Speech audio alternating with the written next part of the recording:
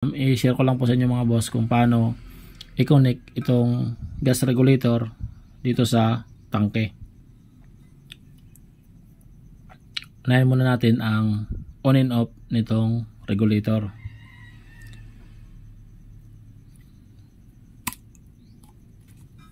Kapag nakatapat dito sa arena, ano yan, naka-close off.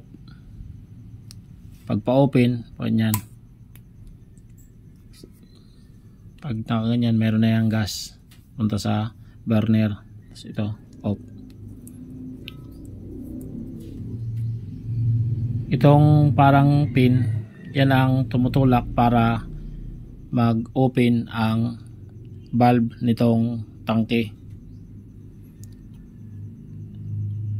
Subukan mo yung ganito, tapos i-cross open mo. Yan, on and off.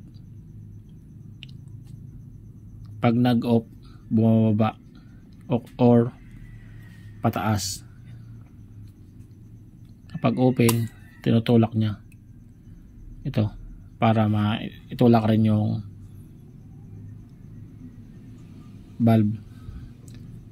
Sa pagbaklas kabit, ingatan natin na hindi mahulog ang bulitas, 3 bulitas, dahil kapag dalawa na lang yung bulitas na yan, hindi na yan maayos ang lock, sisingaw na yan.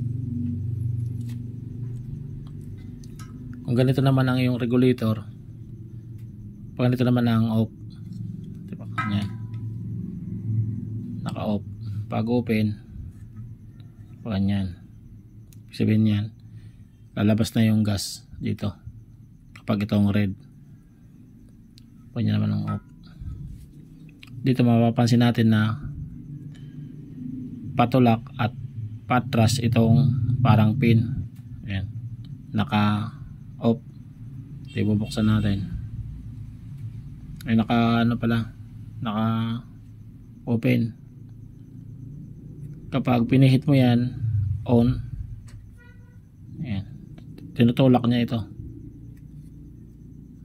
Ayan, bumaba, tapos patulak.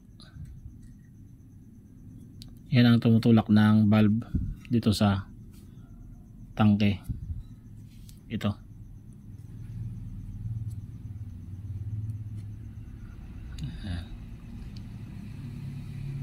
Aangat ito na pin, at yung ano naman valve aangat rin, pero magko-close na yan dito sa valve sa tangke.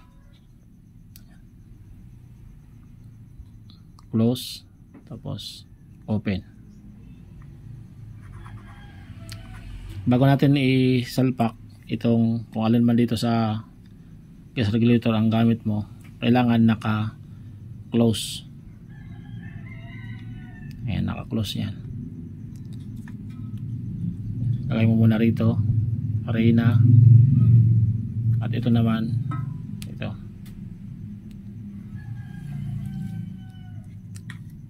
Tapos ganyan muna natin, tsaka naisalpak. Wag ito bibitawan agad. Kapag nailapat na, tsaka mo na ito bitawan, tsaka mo na i-hold. Pero siguraduhin lang na naka-close, kasi kapag naka-open yan na sinalpak mo dun, may tutulak niya agad yung pin, lalabas yung gas na open pa rito, magkakaroon na ng gas yan. Kaya kailangan naka-close, naka-off. Sa tangke naman, tingnan natin kung walang singaw itong valve. Para malaman kung may singaw o wala, lagyan natin ng tubig. Ayan, ganyan. Kasi pag mayroon yan singaw, ano yan, magkakaroon dito ng hangin, bubula. Ayan, tulad yan. Check na lang natin kung walang singaw yung valve nitong tangke. Ayan, ganyan dapat, walang hangin doon. Yan natin, salpak na.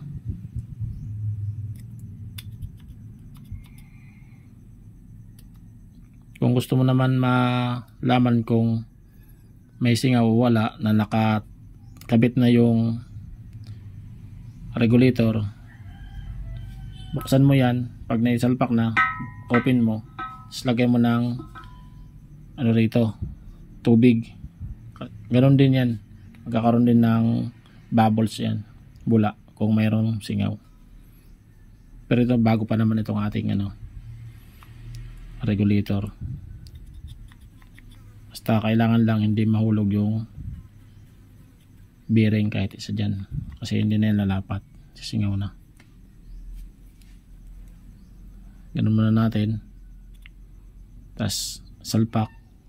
Kapag lumapat na siya, bitawan.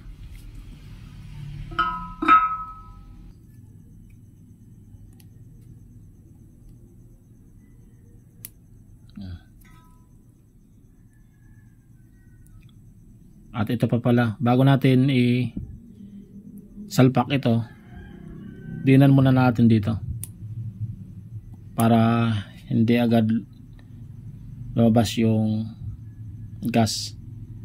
Kasi kapag hindi mo siya dininan dito, lumalabas agad yung gas dito. Ayan, panyan. Ganun muna natin. Yun, tapos dinan. Pero ito, yung ganito, ano na lang yan.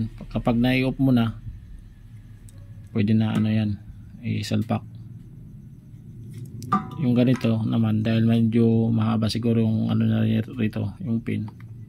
Kaya, parang may lumalabas na gas kapag kinakabit, kaya diinan muna natin dito.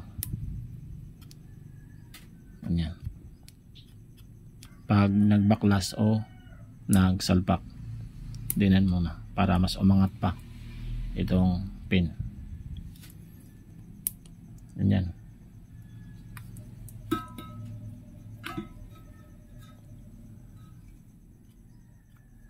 Angat muna. At ito, baba. Ayan, bumaba naman pala eh.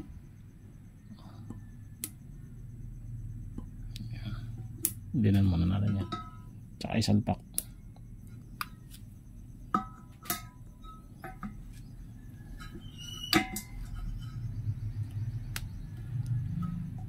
Ayan na, isalpak na.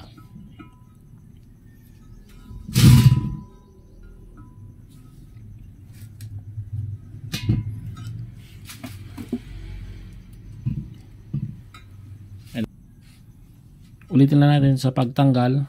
Dinan mo muna to, tsaka mo na iangat itong plastic, diretso na yan. Ganoon din sa pagkabit, pagyan mo muna, at ito tsaka mo na isalpak. Ayan. Okay na.